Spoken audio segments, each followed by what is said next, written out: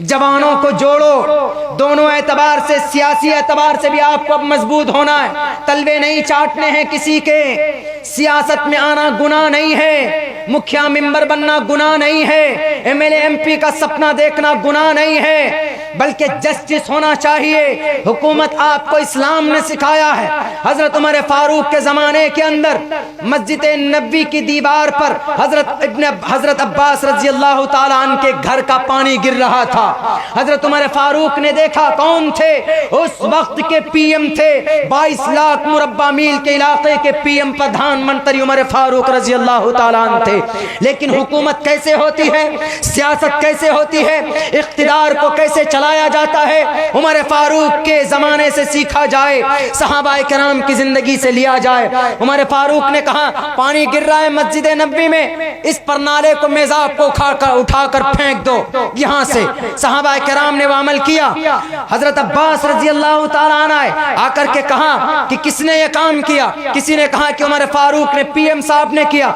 हजरत अब्बास डरे नहीं, हजरत अब्बास घबराए नहीं कि अरे उमर फारूक ने, अमीरुल मोमिनीन ने, पीएम साहब ने उखाड़ कर फेंका है, अगर कुछ बोलेंगे तो हथकड़ी लग जाएगी। नहीं, उस वक्त के हजरत उबय बिन काब रजी अल्लाह ताला अन्हु जो जस्टिस ऑफ मुस्लिम थे, उनकी अदालत के अंदर केस दायर किया, एफआईआर किया, फर्स्ट इंफॉर्मेशन रिपोर्ट दाखिल किया।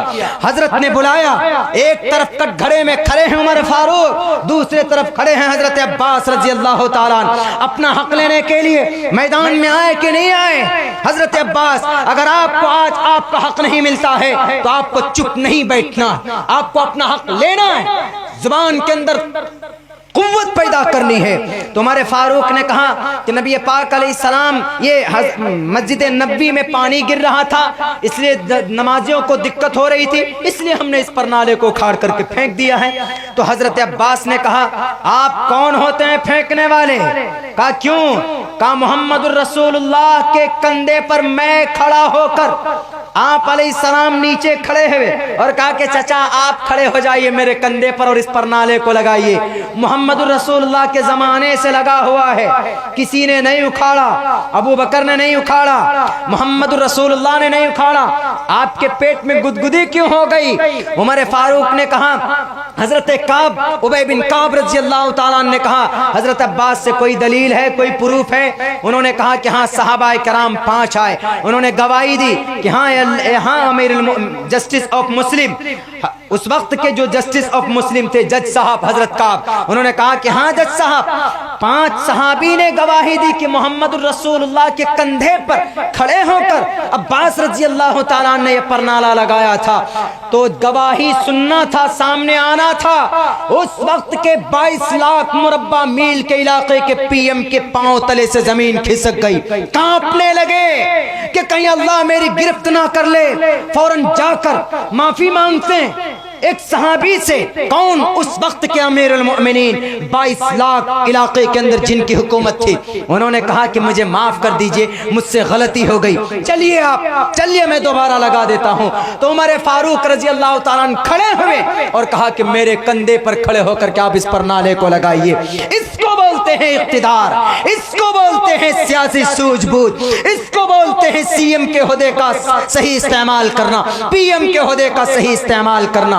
आज इसी तरीके पर औरंगजेब रहमतुल्लाहि अलैहि ने हुकूमत की मुल्क हिंदुस्तान में औरंगजेब, उनको कितना नंबर दिया जाता? 8 नंबर। इल्जाम क्या लगाया जाता है कि 4 मंदिर को तोड़ा। यह हिस्ट्री बताकर मैं इसका एनालाइज करके अपनी बात खत्म करूंगा। औरंगजेब कौन थे? तारीख उठाइए मेरे मुस्लिम जवानों, तारीख उठाकर देखो, दुनिया इंसानियत के अंदर इससे महान राजा आज तक पैदा नहीं हुआ। इतना दिलेर क्यों? महाराजा थे वो मुल्क हिंदुस्तान के, लेकिन घर का खर्च किससे चलाते थे पता है? टोपी बुन करके अपने घर का खर्च चलाते थे, कुरान करीम की किताबत करके अपना घर का खर्च चलाते थे। तब जाकर हिंदुस्तान का जीडीपी बना था 27%।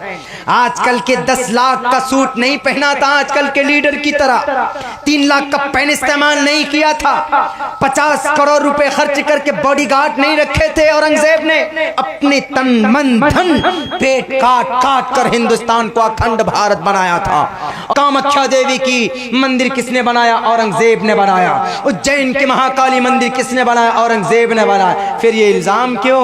بس صرف عداوت کی بنیاد پر، تشدد کی بنیاد پر. اللہ ان کو ختم کرے، ہماری زبان کے اندر تقویت پیدا کرے اور ہمیں صحیح مارگ دشا دکھائے. ایشور اللہ تبارک و تعالی.